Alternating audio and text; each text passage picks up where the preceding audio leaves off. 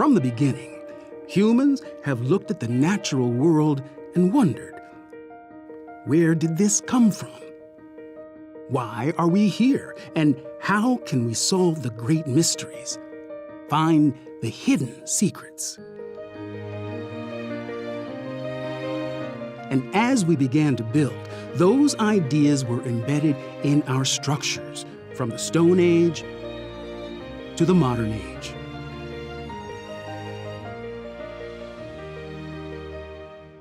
The churches, synagogues, mosques, and temples we see today were built with a secret code of sorts. Unlocking that code can tell us a great deal about our quest for things above and our passions here on Earth.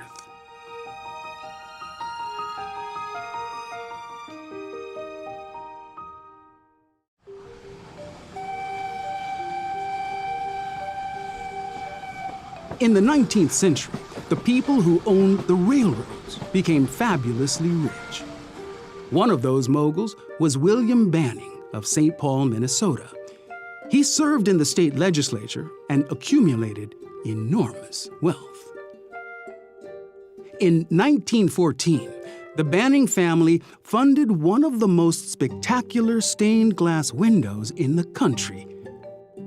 But there is a hidden secret in this window that's been lost to history until it was recently rediscovered.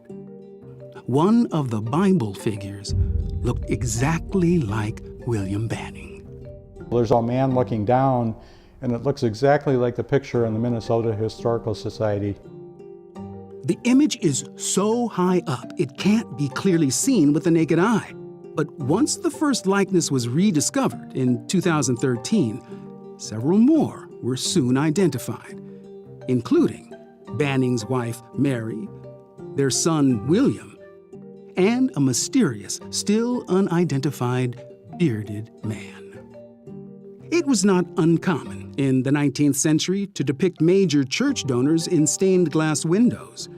It was an arrangement that brought building funds to churches and a lasting legacy to donors.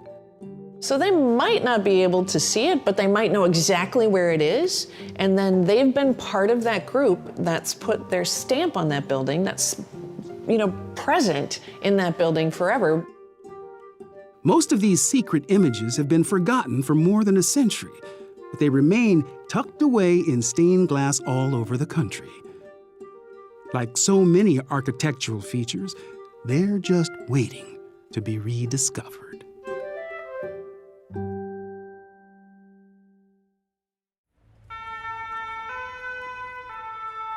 The burning of Notre Dame was a stark reminder of the irreplaceable value of the great medieval churches, all built in a unique style we now call Gothic. It's stone. It's not going anywhere. It's carved stone. To give that feeling of permanence. The hallmark feature of Gothic design is the pointed arch, a structural innovation that allowed churches to soar higher and higher with larger and larger windows, filled with colored glass. You walk in and the ceiling soar and you just feel like you can fly. And then when you fill it up with smoke from the incense burning devices, and it becomes this fantastic late afternoon light, and they're chanting in front of you in Latin. It's this mysterious language that's going on, and they're dressed in these beautiful vestments, and there's lots of gold, and there's lots of color, and oh my goodness, you are in another world. Gothic design reached its apex with Chartres Cathedral, built in France more than 800 years ago. In an era when a tall building might be 3 stories high, Chartres towered 35 stories into the sky. The discovery of the power of the pointed arch and then the buttressing system, it was really quite phenomenal what those engineers produced. Gothic is one of those times when architects stepped out of the known way of making things into a new territory. But then, Gothic architecture fell out of favor, abandoned by builders for centuries.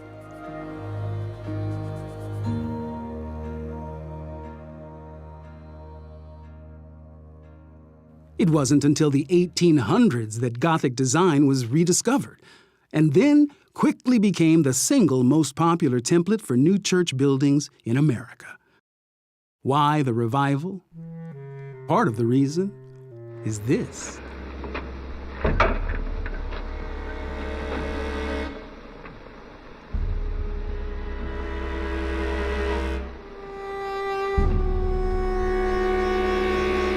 Mary Shelley's book, Frankenstein, was part of a larger movement to reconnect with the mystery of the Middle Ages. It's all about emotion. It's all about, fear, love, hate, right? And Mary Shelley is part of that. As authors, musicians, and artists rediscovered the Gothic period, architects followed suit, creating new churches that evoked the awe and mystery of the medieval age, a style that came to be called Gothic Revival. By the time you reach the 19th century, certain people are looking back at Gothic and saying, oh, this actually was a style that had important meaning. Anyone who steps into a Gothic Revival church today can immediately sense that the intent is to transport churchgoers to an earlier time and place, an idealized era when it seemed that all great architecture was church architecture. When people thought about Gothic architecture, you thought about it with a sacred space. And so people were willing to bring it back. The soaring heights, massive stone, and especially the dancing colored light make an emotional connection. And so the quality of the space changes based on the interaction of color in the glass with color that's coming just from the sky at a particular time of day. The natural light in a church building reminds us that we are beings that exist on a journey that's spiritual, but we exist in an environment that is temporal and changing and moving in time. In recent years, scientists have rediscovered secrets about natural light that Gothic builders knew intuitively 1,000 years ago. Namely, that daylight has profound effects on the human psyche, boosting attentiveness and creating a sense of well-being. Studies now have shown when there is daylight as opposed to artificial light, test scores are better. We learn better in natural light. There's a reason that retailers like Walmart have put skylights in all of their buildings. An expensive endeavor, but what they found out is people feel better when they're connected to the natural environment as opposed to completely dependent on artificial light.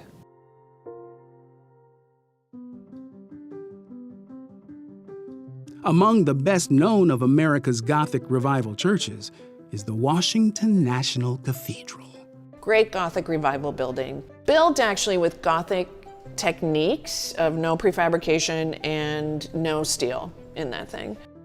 The idea of a national church in the U.S. Capitol dates back to George Washington, but the first stones were not laid until 1907, and the building wasn't completed until 1990. The process took so long that some decisions made early on were not the same choices Americans would make today. We're a country supposedly founded on plural religious expression. Why would you think that it would ever be appropriate in that context to have one church that represents everybody, especially because it's a church and not everybody worships in a church? Despite its Protestant pedigree, the Washington National Cathedral welcomes people of all faiths and even connects visitors to secular icons, as seen in the church's most curious artifact, a gargoyle styled to look like Darth Vader. You know, they promote that like crazy. And then, of course, there's a stained glass window in there to the Apollo moon missions with a piece of moon rock in it. The National Cathedral's massive grandeur is one way Americans express their faith through Gothic architecture. At the other end of the spectrum are small wooden churches that populate much of the snowy northern tier of states. Many built in a style called Carpenter Gothic. They couldn't be simpler. Just a little box with a pitched roof on top and some 2x4s on the outside. Nothing complicated about it, but beautiful. These simple churches may not get the attention of grand cathedrals, but they reflect the modest lifestyles of rural America. Churches tended to use what they had readily available. I'm always amazed, however, at what churches were able to do with timber. The community builds it, right? They are functional and they are gorgeous. They're simple rectangular solids. They're basically a version of the same building type that a cathedral is, just made out of wood and smaller. Even small churches retain little hints of a bigger history, like the Gothic pointed arch shape that connects these buildings to a tradition dating back millennia.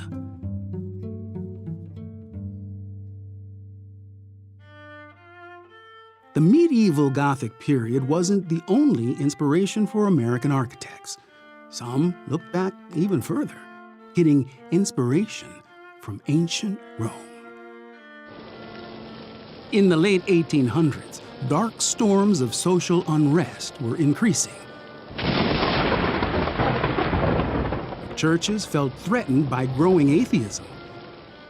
The response was an architectural style called Romanesque. These were churches that were hunkering down and readying for a fight.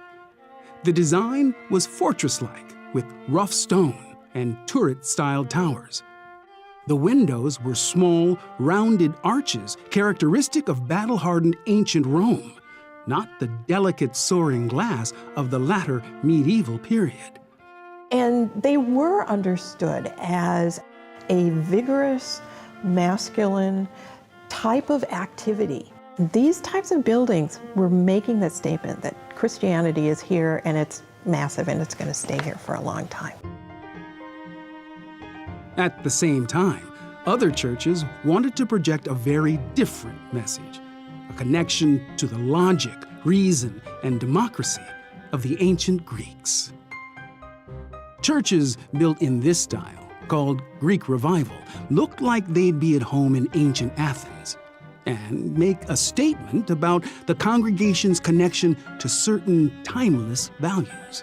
There's a formality to those kinds of architectures, to Greek architecture, that translates nicely to church. And so to have these solid, regular architectures that we know they're historical, we know they tie to something before us. Christians were not the only groups building places of worship that echoed an earlier time.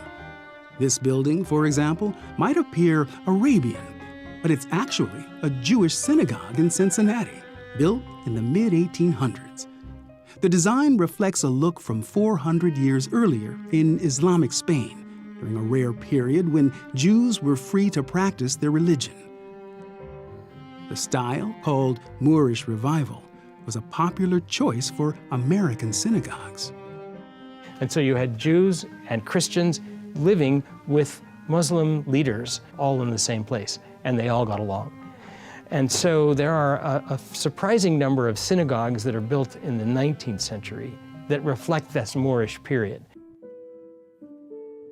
In the early 20th century, interest in reviving old forms of architecture began to wane. There was a desire to start fresh, a movement that came to be called modernism. The modernists are freed by the use of materials and by the tremendous roiling change in culture in general to look all around them and ask the question, why does something have to be the way it is just because it was that before? This new generation of architects stripped away everything that came before, rejecting thousands of years of traditional design. For many churchgoers, the result was shocking. So the minimization of decoration and ornament and these forms that were rectilinear and simple, and they were hard for some people to wrap their heads around, that's for sure. One famous example is the Air Force Academy Chapel in Colorado. Designed by architect Walter Netsch, it hints at older styles with elements like colored glass. But it's also distinctly modern. This is Walter Netsch, a very, very smart and challenging architect, trying to create multiple readings, multiple possible readings on behalf of the people using it. People can draw different things from art or architecture. It does look like fighter jets shooting up into the air. However, in my conversation with Walter Netsch directly, he did tell me that he designed it pointing straight up towards the heavens. Is it beautiful? Oh my goodness, yes. Is it a snowflake in the Rocky Mountains? Is it a piece of the Rocky Mountains? A chunk of ice that broke off and settled down on the hill? It's all of those things and it's more. Unlike most sacred spaces, this building needed to serve a range of faiths present at the Academy. Netsch's solution, to build separate spaces for each religion, remains controversial. The big, beautiful part on top is for Protestants, and then there's a floor, and then there's two more big worship spaces, a fairly large one for Catholics and a relatively small one for Jews, right? They're actually under the floor of the Protestants. So you can imagine that some of those faiths look at that and interpret it as, okay then, this must be a Protestant country. Is that what you're trying to tell us, right? The best-known practitioner of boundary-pushing modernism in church architecture was Frank Lloyd Wright. Frank Lloyd Wright, looking at the world and saying, if I'm going to build a church, it's going to look American. I'm going to build it out of materials that are American. I'm going to build it with an expression that is rooted in this place. An example of Wright's unique perspective is visible here at Annunciation Greek Orthodox Church, which Wright imagined as a dome on top of a bowl, the bowl representing God's hands holding the congregation. The church can seat 800, yet the circular design means no churchgoer is more than 60 feet from the altar, reflecting an American view of egalitarianism. He completely wants the user to rethink how they engage with buildings. In a remarkable innovation, the dome is not even attached to the rest of the building and instead floats on a channel of ball bearings to allow for expansion and contraction throughout the seasons. With a strong enough push, the entire roof could spin like a top. This man was radical, quite radical, as an architect and as a person, the way he led his life. People never quite came to terms with it. Wright's design for Annunciation was inspired by the 6th century Hagia Sophia in Istanbul. But Wright never copied older forms. Instead, he used them as a launching pad to create something entirely new. He was doing something new. He wanted architecture of an American spirit. He didn't want these historical trappings. As with many of Wright's boundary-pushing ideas, the innovative poured concrete dome was a challenge to maintain. Interior insulation began to peel away, raining asbestos onto the pews. And tiles on the roof began to pop off by the thousands. Wright always considered these kinds of issues with his buildings as irrelevant, because he was creating timeless works of art. When you know Wright always kind of thought he knew everything he was doing, right? Despite his reputation for ego, church leaders at Annunciation found Wright to be friendly and accommodating to their requests during the design phase. And that positive relationship never soured, because Wright passed away in 1959, before construction even began. The passing of Frank Lloyd Wright coincided with the birth of a new era in American sacred design, as Hindu, Muslim, and Buddhist populations in the United States grew to the point where significant building projects were feasible in the 1950s, 60s, and 70s. You're seeing an example of one of the most radical changes in church architecture ever, the megachurch. All are echoing a template of trying to look unchurch-like. Some of that expression of architecture in its simplicity is sending a clear message that this church is different. The idea is to make everyone, especially newcomers, feel welcome. The traditional elements that signify a church setting have been removed, so there is no stained glass, no ornate woodwork, and no steeple. So the church has to reach out and work to explain why they are relevant and why people might want to come into their building. These facilities bear a striking resemblance to a shopping mall or office park, and that's intentional because the architecture of American business is familiar and comfortable. These churches have plenty of parking, clear signage, a coffee shop, and plenty of space for gathering and recreation. While it might seem unusual for a church to have athletic facilities, it's not completely unprecedented. Congregations have long considered recreation and community gathering to be central to their purpose. Bowling alleys in the 1890s were really popular in Protestant churches. Basketball, of course, was invented by Protestants as a game to keep particularly young men and boys off the streets. Megachurches today extend this informality into the worship service itself, reflecting a theology that sees God as approachable, friendly. It's a stark contrast to the Gothic design that emphasizes a God who is awe-inspiring and all-powerful. Most believers would say God can be all those things, but architecture does have an influence on how people understand their God. If you take the same religious practice and you move it from out of different buildings, you're going to come up with a whole different type of experience. So the space itself participates in the religious experience of people. Both megachurches and Gothic cathedrals make a clear statement to the members and the larger community, and that's nothing new. The central purpose that unites all sacred architecture is that the goal is to communicate.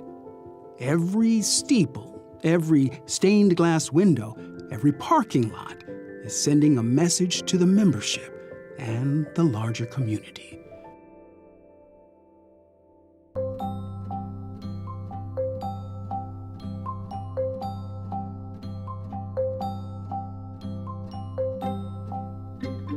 David Johnson is about to communicate with thousands of people over many square miles, but he won't be using any modern technology.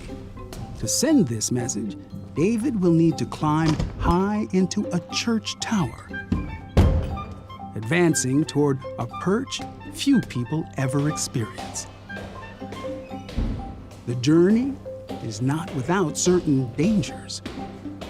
But David has made this trek many times before. Your heart, all your muscles, wonderful exercise, getting a workout, just getting up those 108 steps. Now, high above the street, David Johnson will play music on church bells.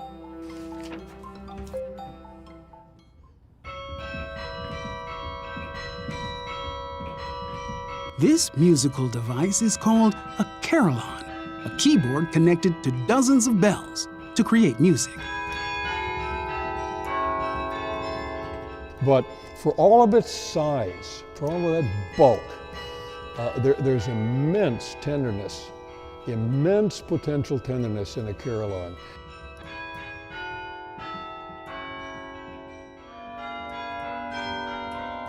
The possibility to play delicately, the possibility to produce all sorts of suggestive, intricate sounds. Bells have been a part of church architecture for centuries. In times past, church services were the only weekly event that required everyone to show up at a specific time and place. And the best way to get a community in sync was to ring a bell. The higher the bell was mounted, the further the sound would travel. In playing carillons around the country, David Johnson has seen his share of very high church towers. Some he hopes never to see again. You get inside the piece of the building that is a tower and literally climb straight up a wall with what amount to steps and a ladder. I'd call it terrifying. While bell towers can reach dizzying heights, many are topped with an architectural feature that reaches even higher: a steeple. Why do so many churches have steeples? Are they symbolically pointing the faithful to God above? Partly, but there is also another purpose. The steeple and the tower of the church actually marks its presence in the midst of a community. Back in a day when we didn't have maps or maps weren't readily available, you could identify the town by the presence of the steeple. If you're trying to make a statement and you're trying to put yourself onto a landscape within an urban environment or wherever it might be, you're gonna go for height. For many decades, the tallest steeple in America was New York's St. Patrick's Cathedral, towering above anything else in the city in the era before skyscrapers. St. Patrick's, the spires are 330 feet high. At the time that they're built, they're the tallest things, other than the Washington Monument, in the country. That's tall. No city exemplifies the competitive quest for height more than Philadelphia in the mid-1800s, which was home to something of a steeple arms race, each congregation driving to outdo the other. They're saying, we're here, we have the tallest steeple, we're an important congregation. You newcomers should be a member of our church because of that. To win the steeple war in Philadelphia, 10th Presbyterian Church hired the architect known as the King of Tall Steeples, John MacArthur. MacArthur would later become famous for designing the tallest building in the country, City Hall in Philadelphia, which held the title until it was eclipsed by the Washington Monument. MacArthur's steeple masterpiece was built to tower 248 feet above the street. In an era before modern steel, it was unclear how to best engineer a structure 25 stories high. Building the steeple with stone would be too expensive. So, MacArthur settled on timber, even though wood had not been tested at such extreme heights. In a 1912 windstorm, the steeple was destroyed. Only the base exists today. It was a fate that was all too common in the race for the tallest steeples in America, as engineering had not yet caught up with ambition. It was a height war. At some point it was not going to work anymore. So there are many stories of many churches in the earlier days where they are going to build the biggest spire of them all until they don't, and it comes tumbling down. In 1878, a single storm toppled over 50 church steeples along the eastern seaboard.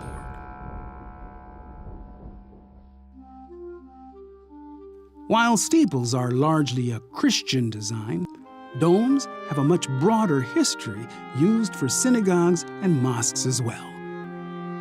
All domes connect back to the Pantheon in Rome, built in 126 AD.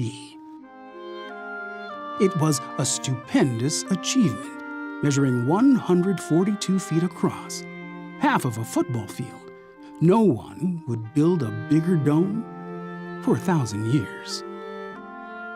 The Pantheon was a religious building dedicated to the Roman gods. When Christianity became popular, many Christian houses of worship continued the tradition of including domes, most famously, St. Peter's in Rome. home of the Catholic Church.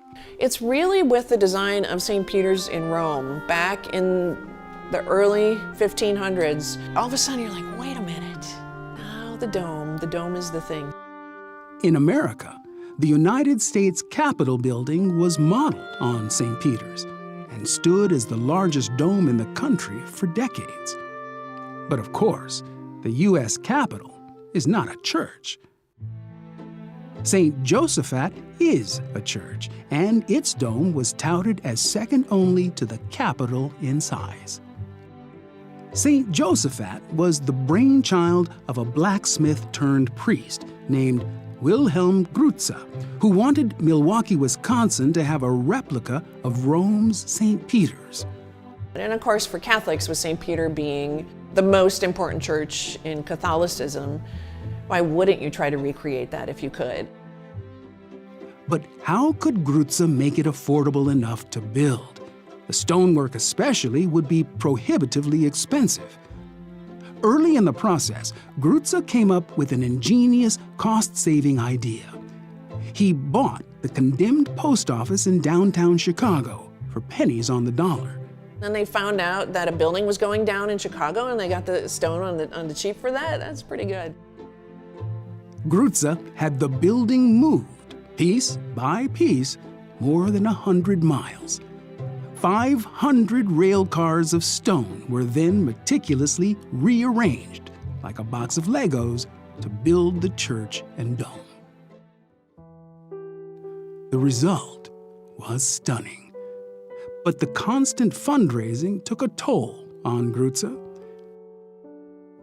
In 1901, with construction finally completed, Grutze said the very first Mass in the church of his dreams, and then promptly died.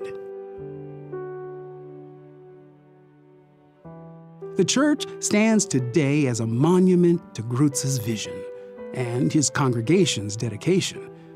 More than 2,000 people can sit under the dome to attend Mass or enjoy a Christmas concert. But was this really the largest church dome in America? The people of Utah would disagree.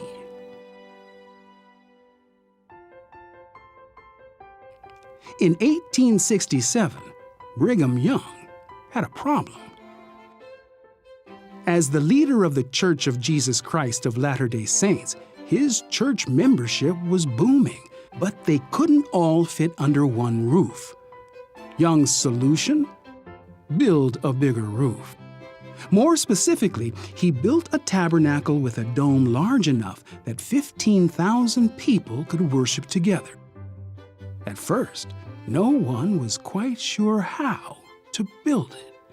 Brigham Young, the head of the church, had strong interest in architecture and engineering.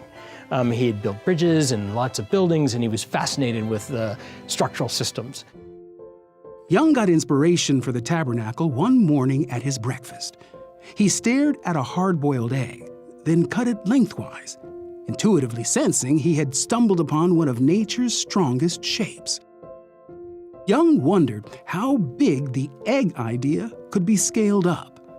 His architect, Henry Grow, delivered the answer: a 150-foot unsupported span. It's made with no nails because nails were expensive. And so it's built with wooden dowels. Those are wooden nails that you hammer into wood, and they expand when they're wet, and they kind of fill the space, and held strapped together with leather. The leather tightens when it dries, so wet leather was put around these structures and contracted and held them together. It's an engineering marvel. It really is an engineering marvel. Perhaps the most amazing design feature is the building's acoustics. Built for sermons in an era before electricity, the strength of a single person's voice would need to be audible to more than 10,000 people, with no microphones, no speakers. Young was proud of his booming voice, and Grow strategically positioned the pulpit so that reflected sound would carry. Famously, a brass pin dropped in the front of the church could be heard 200 feet away. And the architecture is helping them. The building, the shape of the roof, the ceiling there with the curve is helping, and the curved seats there is helping his voice project out to the audience. Never before in history had such a large crowd been able to hear a single speaker. But Brigham Young pulled it off, thanks to bold engineering and a booming voice.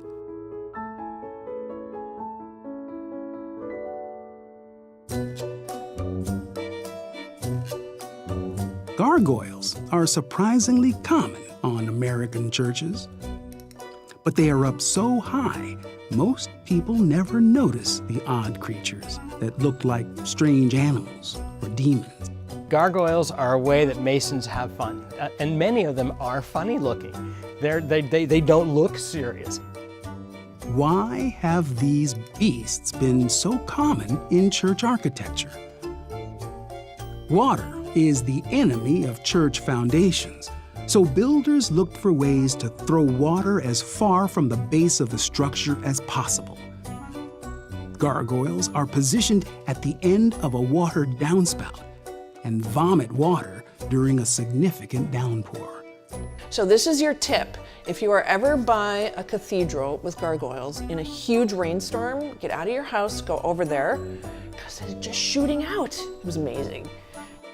Gargoyles were such a popular element of church architecture that builders began adding these carvings in places without downspouts, calling them grotesques.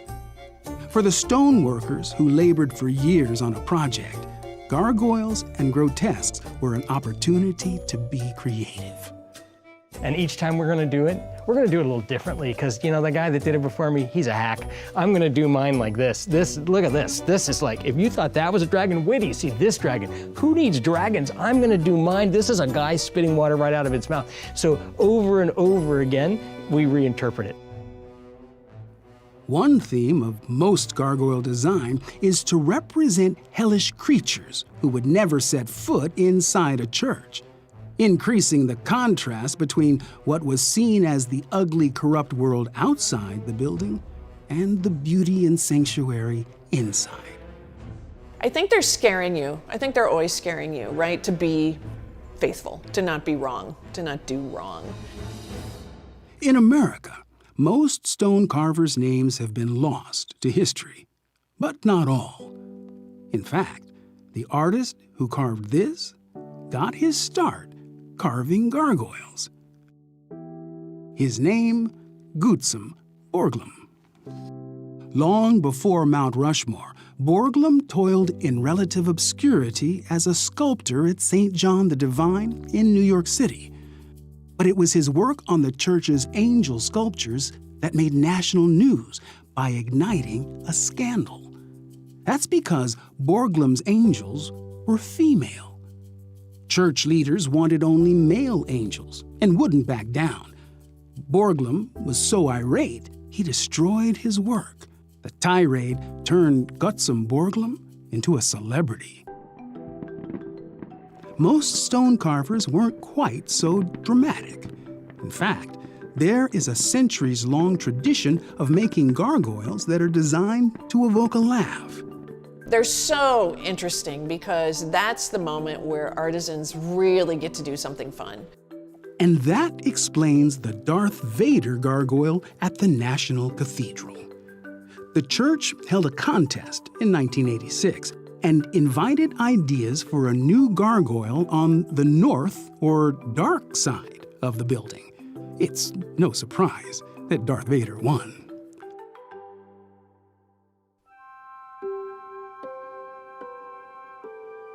Stained glass has been central to church design since the Gothic era, and even before. It stood as the most extraordinary art available to common people in medieval times. But the beauty of stained glass isn't visible from outside. Instead, townspeople had to enter the church to experience the grandeur of color and light. In the United States, stained glass was slow to catch on because early American Protestants saw the art form as frivolous, unnecessary. Those Puritan groups, they didn't want any of that manipulated light. They wanted pure white light coming in through their windows. As other denominations of Protestants and Catholics immigrated to America, interest in stained glass was renewed. One reason is that the images in these windows tell stories and reinforce teachings that bond the community. Even today, new stained glass installations reflect the continuing story of the church, like these windows at Trinity in Chicago, a predominantly African-American congregation. And you can stand there and study that glass and learn a lot about the African-American experience. There are scenes. You'll see Martin Luther King giving his I Have a Dream speech, Harriet Tubman bringing people through the Underground Railroad. Perhaps the most important stained glass storyteller in America was Louis Comfort Tiffany. He was best known for his lamps, but that was just a sideline. For most of his career, his focus was church windows. Tiffany's workshop churned out thousands, most still in place all across America.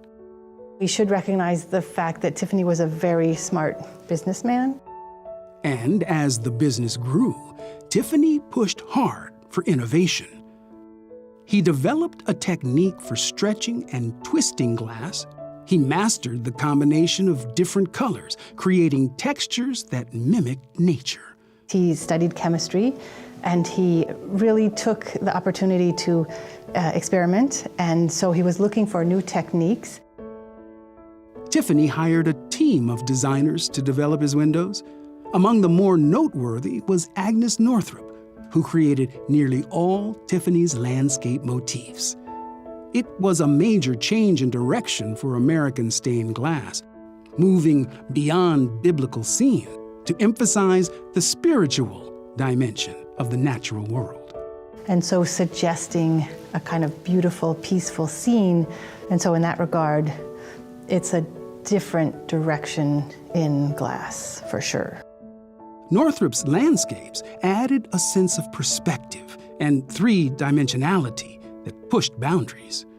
So you do have a sense in a landscape that is a stream, that the stream really goes back into a further distant landscape, and that there's hills in the back, and that there's receding skies, and that the trees get smaller as they get farther away.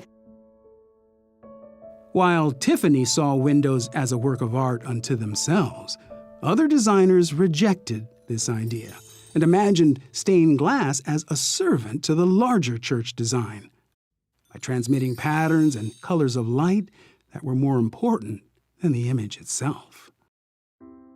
One ardent advocate for this view was an artist named Charles Connick. He said the window shouldn't be a picture, it should be part of the architecture.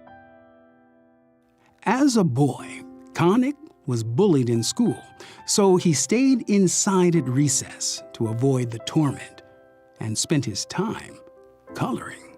And then he also started to gain a little respect from his classmates, because he would have all these wonderful drawings on the chalkboard when they came back from recess, and they would just marvel at how well he could draw. So that was kind of his first earned self-respect. As a young man, Connick visited the cathedral at Chartres in France, home to some of the most impressive stained glass of the Middle Ages.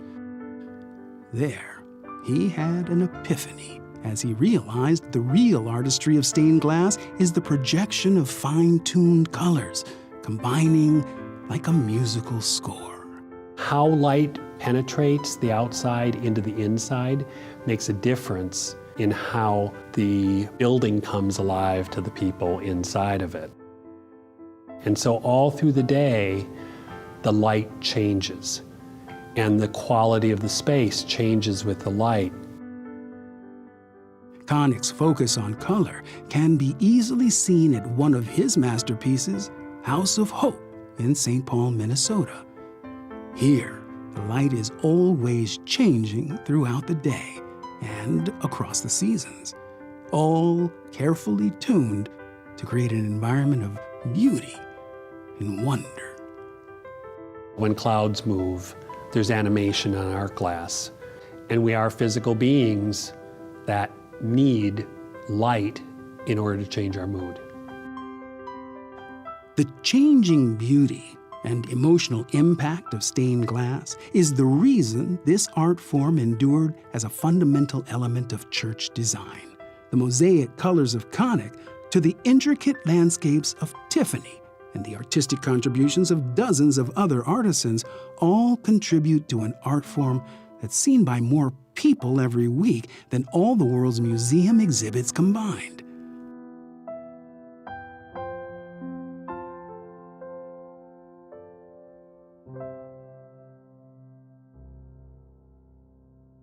Christian churches fall into three main categories: Catholic, Protestant, and Orthodox. Once inside, all three types have a surprising number of similarities, despite looking wildly dissimilar. In the front, most Christian churches have a prominent pulpit where sermons are delivered. Over time, pulpits have been used less and less, as sermons are often delivered closer to the membership. The necessity of being elevated becomes less important than being able to move freely so that I can project side to side and move closer to people that I'm trying to engage in whatever message I'm presenting. If we don't make up in our mind in 2014. For Protestants, this connection is especially clear in churches with a large African American membership, where the preaching reflects a dialogue between pastor and congregation. It is a dialogue. It's a conversation. You know, the pastor or the preacher is saying what they're saying, and then the congregation is responding to that, and it is in real time.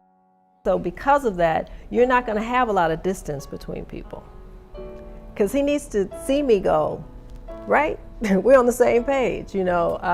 So people are going to be closer together. Catholic churches are likely to include statues of biblical figures or later saints. Orthodox churches have their own unique images in art, often called iconography. Protestants run the full range from the highly decorated to the extremely Spartan, the latter reflecting a strain of American Protestantism that dates to the Pilgrims and Puritans who first settled in New England. Superficially, Jewish synagogues might seem similar to Christian churches. It's common for a synagogue to have pews for seating and similar artistic expressions.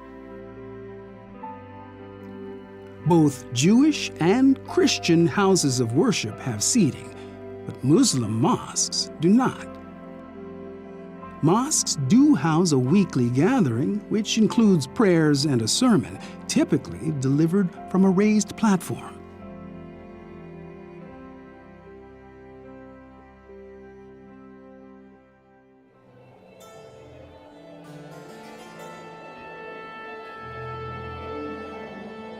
This historic church is setting up for its biggest day of the year. On the Christian calendar, Easter is the most important holiday, but it's Christmas that attracts the largest crowds. And one key reason is music. Most American churches are designed with music in mind. Some feature domes, which have acoustic properties to enhance the sound. Typically, there is special seating for a choir, sometimes in the back of the church, but in the past century, many choirs have been moved to the front. Next to the choir's location is typically the home of the most popular church instrument, the pipe organ.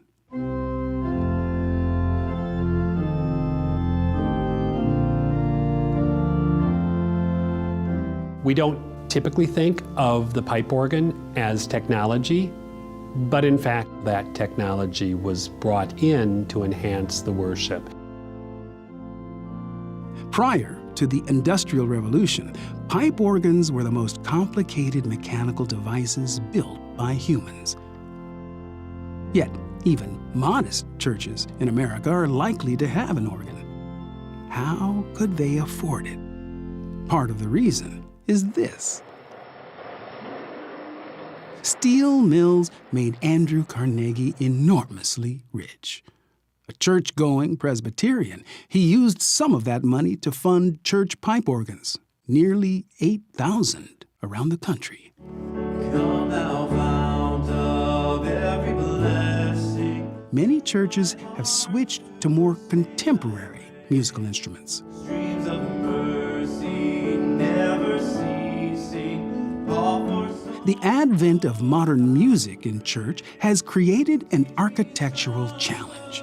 Space needs to be reconfigured for drums, electronic equipment, and featured singers. Praise band, very different experience and very different acoustic required for contemporary praise band experience in worship than for more traditional sacred music. in the morning when I rise, give me Jesus. In many churches, the area in the front that formerly was reserved for specific activities has now morphed into a blank slate platform that can be adapted for a range of uses. There's just a lot that you can do with lighting to evoke a certain kind of emotion.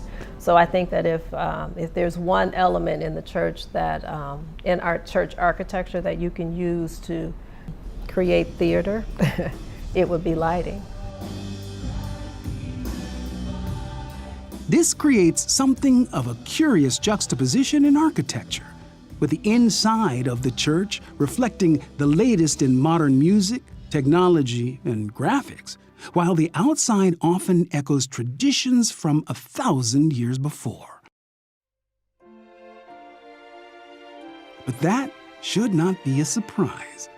American religion has always bridged two worlds.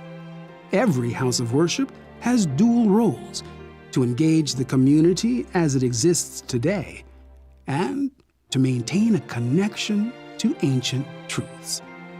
It's not easy to pull off, but the quest is visible every day, reflected in sacred architecture across the country.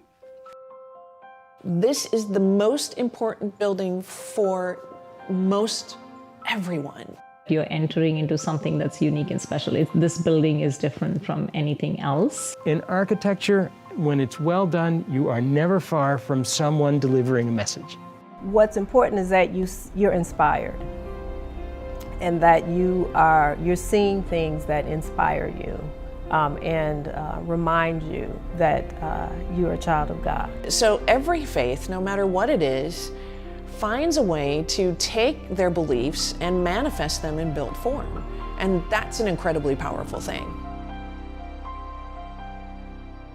While great architecture is beautiful, these buildings were not designed to be toured like museums. Their purpose is to serve as a gathering place for people. The church, which isn't just a building, it's the people that occupy the building. That's the church.